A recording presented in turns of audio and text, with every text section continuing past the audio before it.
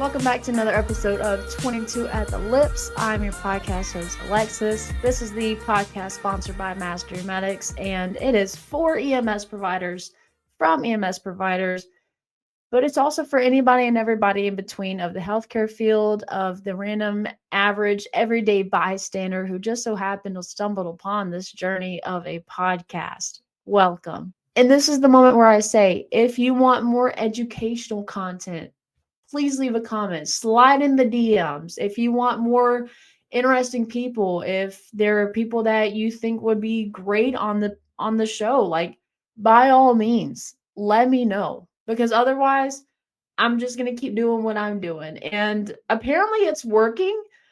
I don't know how or why. I'm not mad about it. This podcast is a gift and I love it. It is something that I hold very near and dear to my heart. Somehow it's working. So anything that, you content wise, guest wise, direction wise, whatever you think, let me know, because as much as I'm here for me, I'm here for anybody that decides to tune in to this podcast.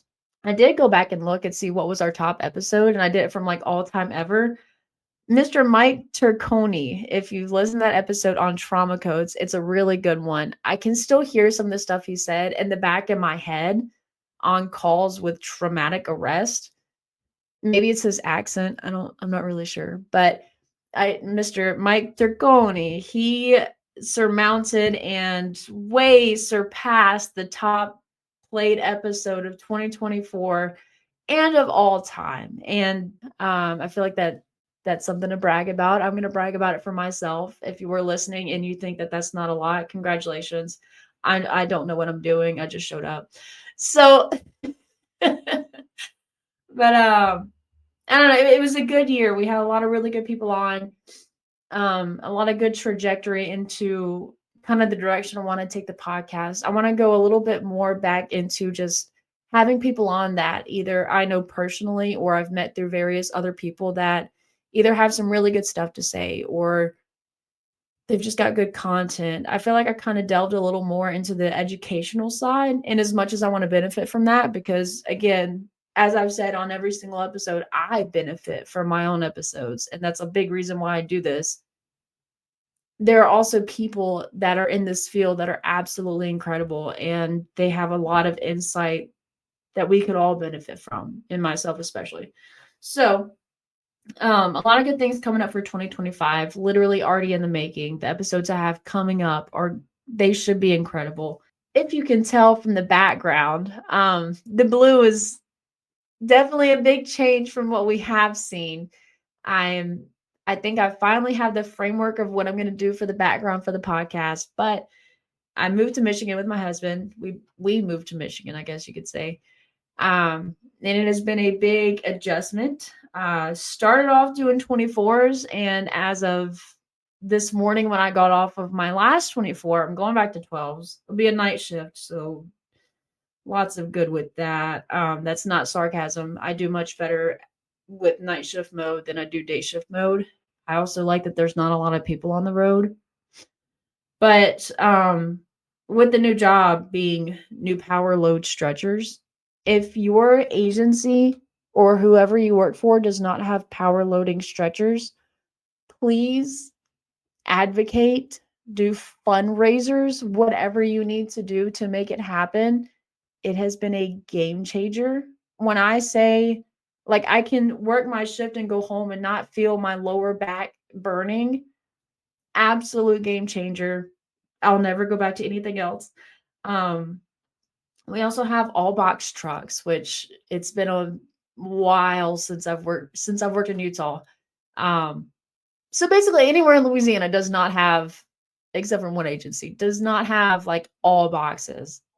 So I forgot how much I love the look of the box. Are they smoother? No, by no means, but the look is there. We also have drug boxes and IV boxes and all of this stuff. So there's not random albuterols just rolling around in cabinets. It's new and I really like it. Highly recommend. And it's also so that way, because we are hospital based, we're connected to the hospital. there's no restocking of drugs and hoping that you grabbed enough, I don't know, enough Narcan for the shift. It's all in a box and it's there and it's really nice. It's also a lot less tracking as far as narcotics, because I'm not saying that I did, but going home with the narc pouch is not a good look at all. So highly recommend that. Um, but another thing that I've noticed and I'm actively working on right now, I got so burnt out in 2024. And I was hoping that going to a new agency would fix it. And I was hoping that starting in a new state with snow. Can we wait? Let's take a pause. Let's take a breather real quick. Snow. We have snow here. And it is great. It is not great, but it's mostly great. Anyways, I thought all of that would kind of change a little bit. And it did for the most part, but I don't know. Let me also say this. I'm going to call this episode Uncuffed. I have a little bit of a script just because I need talking points along the way. Otherwise, we'll end up, I don't know, going back to the time I saw a kid throw up in kindergarten if I don't have a script. So I have a general talking point sesh, but uncuffed for the reason of, when we intubate, 22 at the lips is your marker. Uncuffed. The tube is uncuffed. We're just kind of going off the cuff. Ha ha. So I'm going to talk a little bit about my burnout, and I'm also going to ask a couple of questions about Benadryl with nausea. I'm also going to talk a little bit about why we don't give Narcan in a cardiac arrest and why I hate it, and I have sources to back me up. I'm all for discussion, and I'm all for, I'm not going to say proving people wrong, but bringing up points that should be brought up. So, my burnout. I think it's partially because I have come to the conclusion that being a paramedic is not what I want to do for the rest of my life.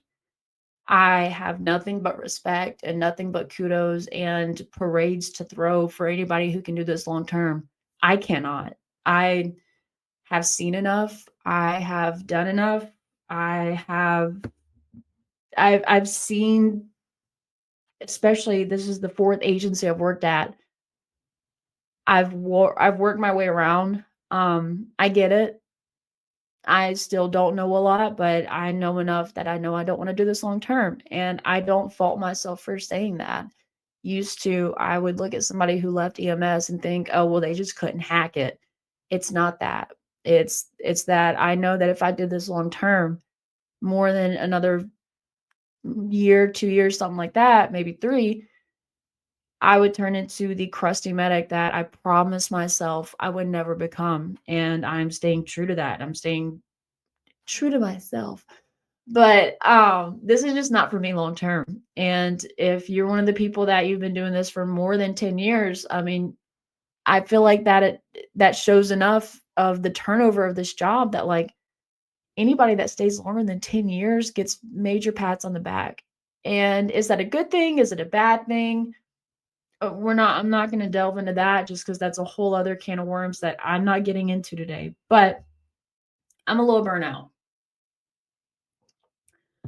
And maybe it's because I know I don't want to do this forever that right now I'm just buying time, trying to do my best at the job that I have that I don't know, maybe that's playing into my psyche. It's also it's not about the years. I just made 3 years as a paramedic. It feels like 30 some days, but I just made 3 years as a medic and being in this job for 4 years, and it kind of hurts. I forgot what movie it's from, but somebody said something like, but you're so young. And they said, it's not about the years, it's the mileage. Maybe they were talking about a car. I think they were talking about a car. It's not about the years of the car, it's the mileage. And I feel that within my soul, especially going back to a 223 schedule. I grew up in EMS, like I like to say, doing a 24-hour schedule, and I could rock them. There was one point because nobody told me I couldn't, and the guy doing schedule just put me down for it. I did 5 24-hour shifts in a row. Granted, I was an EMT, so I mean, it was a lot easier, but that hurt. The paycheck was beautiful, but like long term, I still think back to that and I tell myself there was no reason. There was no reason for that. Um, Someone should have stopped me.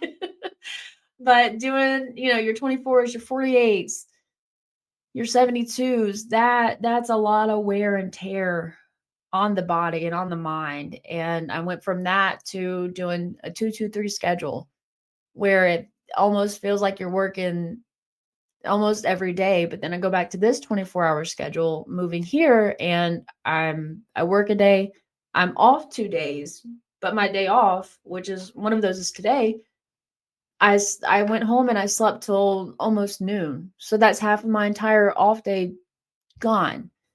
So partially it's the amount of schedules and working and the hours, and then you're going to get off late, then you got to go in early so that way you're not a pile of trash for your, the shift that's getting off, because otherwise they'll get a call at 6:47 in the morning when they're very very tired, they haven't slept, and then they're going to take the call when you come in at 6:50 when your shift starts at 7. Do not be that person. It's disgusting. Anyways, I also, I don't know. I just, it's accumulation of that. Then it's accumulation of like the good calls don't even get me going. Like they do a little bit, I still feel that adrenaline rush like we did last night. I don't know what was going on with the lady. She might have been having a huge brain bleed. She kind of presented like a patient I had way of last year. But I don't know. But like that was enough to get my adrenaline going a little bit. But it's not like it used to be. And I hate that for myself. I want to be green again. And I'll never get green again. I've been doing this, I hate to say long enough, but I've been doing this long enough. I'm not gonna get green again. And I miss that.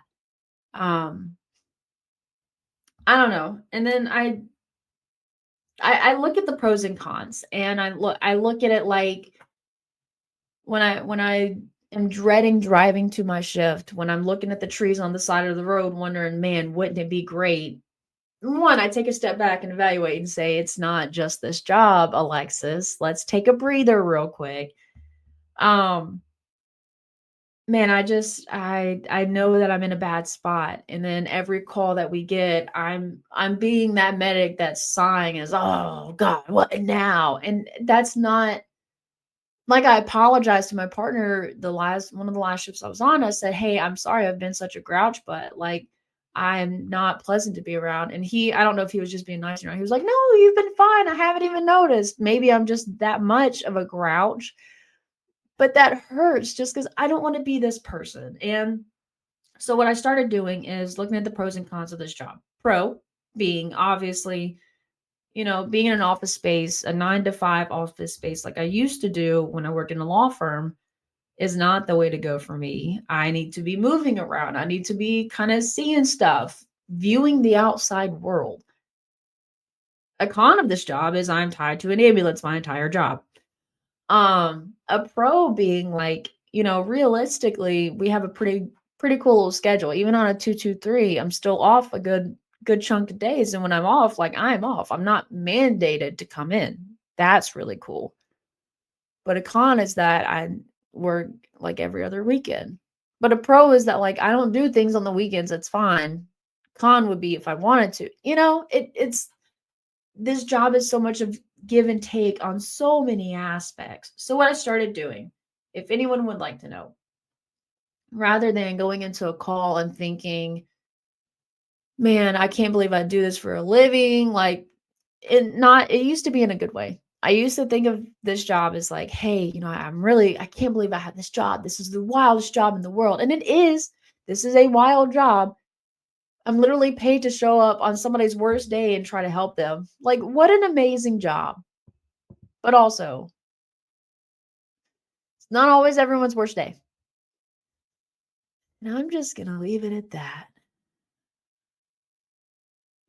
But I look at it like, it's not the worst thing in the world that when I go to this call, I just want Mimo to be okay. It's not the worst thing in the world that when we hear the wreck where it's a rollover and, this, that, and the other, all of this, I'm thinking, I hope that it's just a passerby who called and it's really not that bad. That's not terrible. It's probably the mentality I should have had for all this time instead of, man, I hope it's really gnarly. Like Rebecca Rescue, have a seat. Like, ah. But when I start getting into my spiel of like, I can't believe this is my job and this is what I have to do and this is my source of income is literally this job, I think to myself, okay, what would be worse? And just a few to name, going back to teaching full time, I would much rather do what I do now and, not be the most thrilled every single shift versus going back to teach full time. I would much rather be doing this versus a telemarketer. I would much rather be doing this than standing, the people with the costumes, or they just hold the signs for whatever business is going out of business and they stand there and hold it. Ooh, I would much rather my job over that. And is it so much of like, you know, the idea that, it's just circumstance and I'm blessed enough to not have to work at Chuck E. Cheese every day of my life to make a living? Or is it so much that it kind of puts it in perspective? I don't know. I don't know, but I know that on my way to work, it helps. It helps a lot. Another thing I've been doing to cure my own burnout, and if this benefits you, great. If you have other tips and tricks, please let me know because I'm trying. Um, Looking for things outside of this job that fulfills me. So I've been like making rugs and crocheting, not really crocheting. I don't know what it's called, latch, pin, hook, something. These little mushroom dudes. If you can't see it, it's a little yarn mushroom. That I don't know how to explain it, but like I've been doing that just on my off days. I listen to an audiobook or I start binge watching a Netflix show with my husband and I'm making those little things just to mind dump. That's me. I also I've started, especially like on this job. One of the things I've been doing is like the funny, quote unquote, funny moments of, this is really my job. I've been writing those down. So like being able to say on my radio report to the hospital when we're coming on in with a patient is the man got assaulted with a burrito bowl. You can't say that on a regular job. Like you can't. When will that ever happen? And so I write that down in a tiny little notebook that I keep. And if you watch my previous episode of what I carry on shift, you'll have seen it.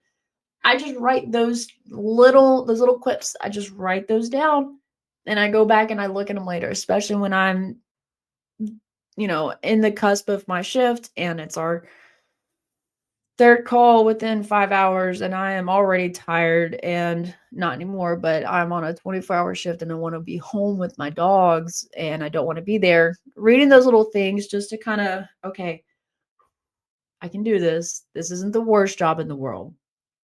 It's those reminders that I really feel like help a lot. Um, Another thing is that I remind myself that our job is important. My psychiatrist looked at me when I was telling him something about the job. I don't remember what it was, but I was like, it's not that great of a job. He was like, Alexis, even if you don't use all your training, you'll have a lot of training. Even if you don't use all your education, you have a lot of education. Like it's a pretty nifty little job. And you know, I looking at it from that perspective of even if I don't use this stuff on a regular basis, I still could. There's never I guess I'm getting sucked into consistency and lackadaisical attitudes more so than I am looking at it like this could be potential for this. And another thing that's worked is pre-gaming, not like what you're thinking. I'm talking like on the way to a call, you get your general chief complaint that dispatch gives you. There's no telling if it's right or not, but you have it.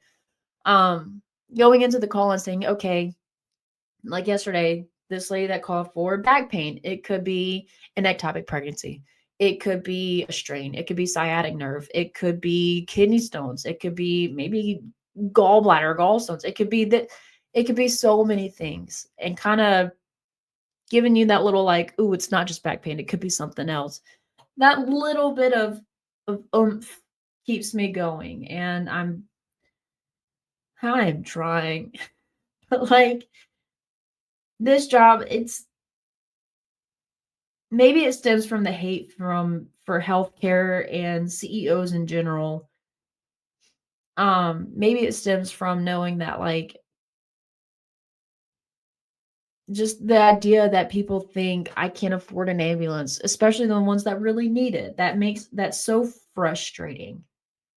Maybe it's, hey, you have this transfer at 3 o'clock in the morning that I'm gonna document it as it is. I'm not gonna get caught for insurance fraud.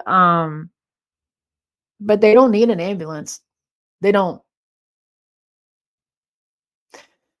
And it is so frustrating knowing that I have no other choice but to document that this patient does not need an ambulance to go to this next hospital, that the hospital they're going from has every capability of what they could do. I just it but at the core of this job, at the core of what we do, we are entrusted with the lives of strangers that we have never met, strangers that we may never encounter again. But for that short span of time, even if it is your transfer, your life is in their hands. And it kind of takes taking a step back to really realize like that's a pretty impressive little setup. It's pretty impressive that we can do this. And I don't know, I also highly recommend, as I recently did with my family, if you can, even it I you never want to put yourself in a financial burden, but like even if it hurts a little bit, go on the vacation. Take and it doesn't have to be like a week, 2 weeks, nothing like that. Take the time. Go on the vacation. Do what you have to do to reset, because for me, just getting out of my own zone and environment, God, it resets me so much, and I think that's why we have vacations. But outside of all of that, I think I think once you catch yourself in burnout, you might be a little too late. Once you catch yourself in the middle of just feeling that general disdain for this job, you're kind of at that point of the teetering the line between reversible and irreversible shock. You are right on that line, because once you catch burnout, it's not like it catches you in the middle of the night. You wake up in a cold sweat and you think, "Oh God, I'm getting burnout." No, you get lulled into it. It's like God, it's like being in a nice warm room. Here it is. Burnout is like being in a cold room in a warm bed with like the perfect amount of blankets and the fan going just at the right speed to where you don't feel it, but you hear it. That's what burnout is for me. It's getting lulled into that sweet little spot. And if you don't fix it, you're gonna wake up and not know who you are anymore. And it hurts. And it's tough to look at yourself in the mirror and say, I am burnt out and I need to fix this. Even tougher is to fix it, because it's not an easy solution. It's not a, you know, take some Tylenol and you'll be good to go. It hurts and it's work, but to be able to say that you are the best that you can be, it's worth it. And that's where I'm trying to get to. My next point. Um, Benadryl and a no, not overdose. Geez, Benadryl with nausea. I have heard so many mixed reviews about it. I haven't seen a lot of studies with it, but I know it's something that it makes sense, whether it's the beta antagonist or the GABA receptors, whatever it is that works with it. I personally have done it and I would recommend it. I don't know if any agency actually has a protocol for that. I don't know if any agency has, you know, the wherewithal to be able to say, like, hey, if you're throwing up, Zofran's not going to work in that moment. But if you give them Finagrin, that's going to make them sleepy.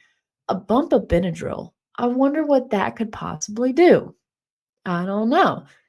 If it has the analgesic, antiemetic properties, then why not if it works? So, if you have any studies on Benadryl, drop a comment, slide in the DMs, let me know, because I personally, after having just been sick, throwing up is the worst.